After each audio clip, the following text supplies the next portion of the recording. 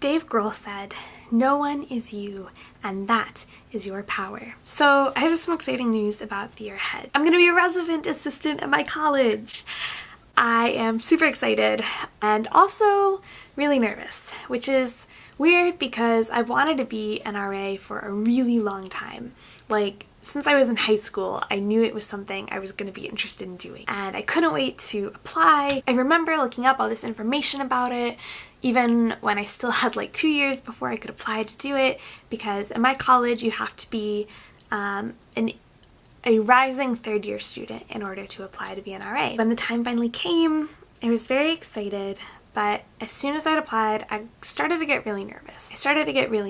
And those nerves came from the fact that I am disabled and chronically ill. I think this is really true in a lot of aspects of my life, that there's a lot of things I've dreamt about doing for a really long time, and now I'm nervous when I finally have the opportunity to do them because I don't know how it's gonna look for me being disabled or chronically ill, because I don't always see chronically ill or disabled role models doing those things.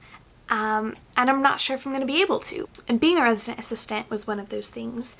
If there were chronically ill and disabled RAs at my college before I applied, I had never met them. I didn't know that they existed. You know, maybe they have invisible illnesses and I would never know. But I definitely didn't see RAs who were in a wheelchair, RAs who were using canes. So I was like, is that going to be a deal breaker? I don't know. So I was wondering, is this even going to be possible for me? And I talked to my RA and she really encouraged me to go for it and she thought it'd be great. And so I went through the process and I applied and I got accepted for the next round, and the next round at our school is really intense. Like, I don't know how other schools do RA applications, but basically I go to Hogwarts. No, but my school has a house system similar to Hogwarts, so every dorm is broken up into houses, and every house has 1 or 2 resident assistants, but also resident heads. And RHs are like adults.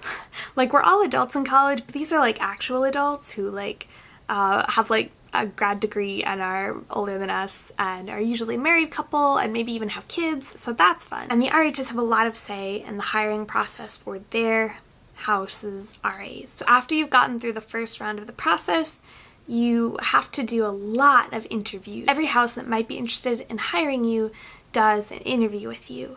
So you could get 1 interview or you could get like 20 interviews.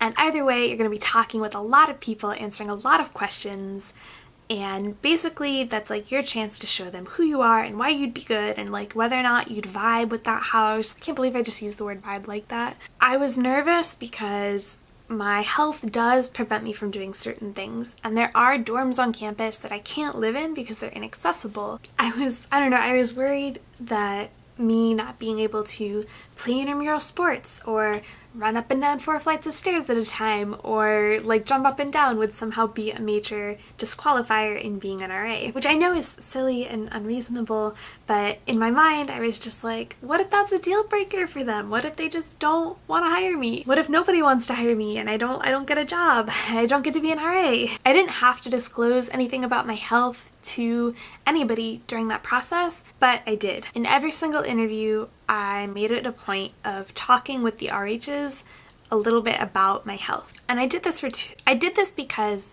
in every interview I walked in with a cane and maybe a knee brace, and so they kind of knew right off the bat that I had some sort of health issue, otherwise I wouldn't have a cane.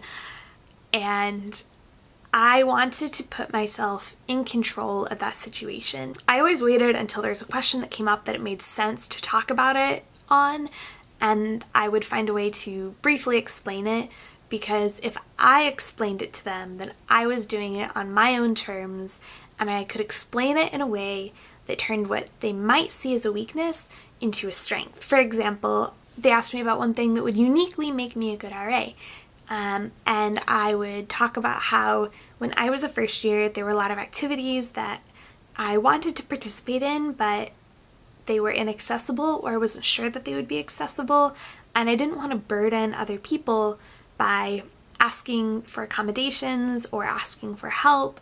and I just felt uncomfortable, so I didn't go to a lot of activities that I was interested in for that reason. And as an RA, I would want to be really aware of whatever my students were going through, because a lot of people bring things that they're dealing with for the first time to college. Maybe they are trans and college is the first time that they have felt comfortable enough to be out.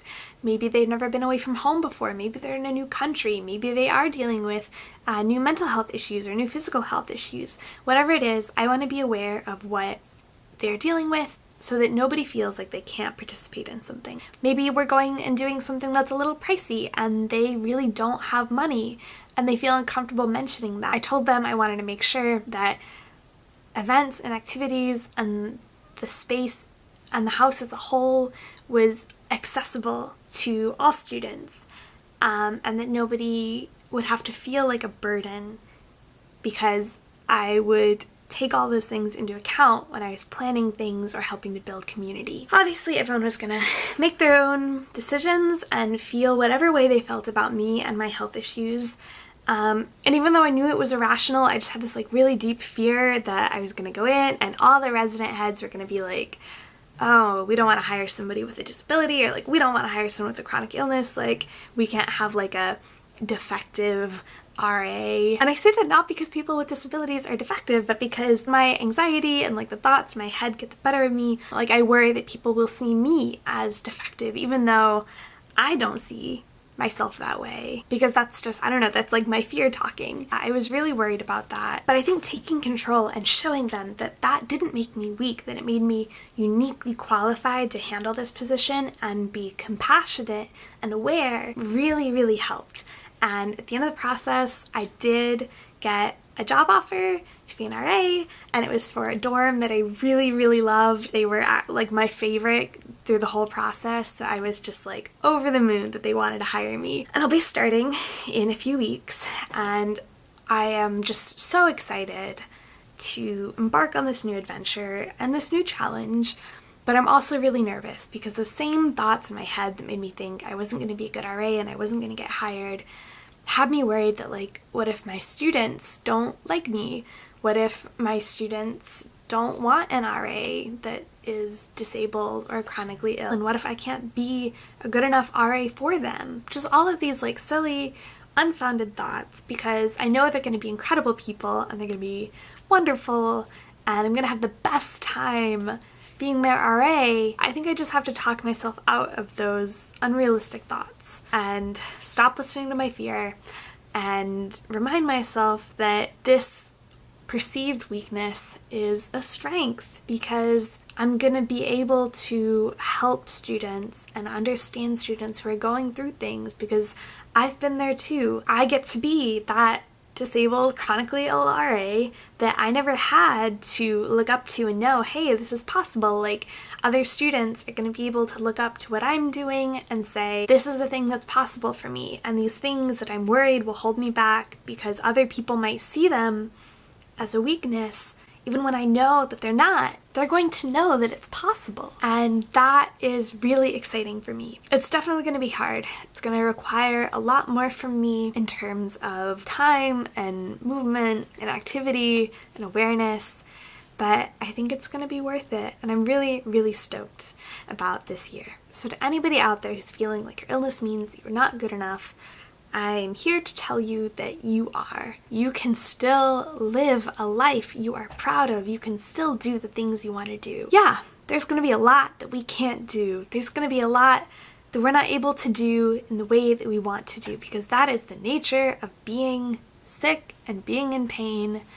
And it sucks, but there's so much that we can do, and there's so much that we can do, and you doing those things shows other people with chronic illnesses and with disabilities that it's possible for them too. We are proving every day that we are so much more than other people, and our fear and the voices in our head like us to think that we are. I hope you do something today that scares you, and I hope it goes super well, and I hope that you know that you are powerful, and what you do empowers other people to feel the same way. Because we're inspirational, disabled people living, oh wow, but because we're doing amazing stuff, and that's really powerful. Until next time.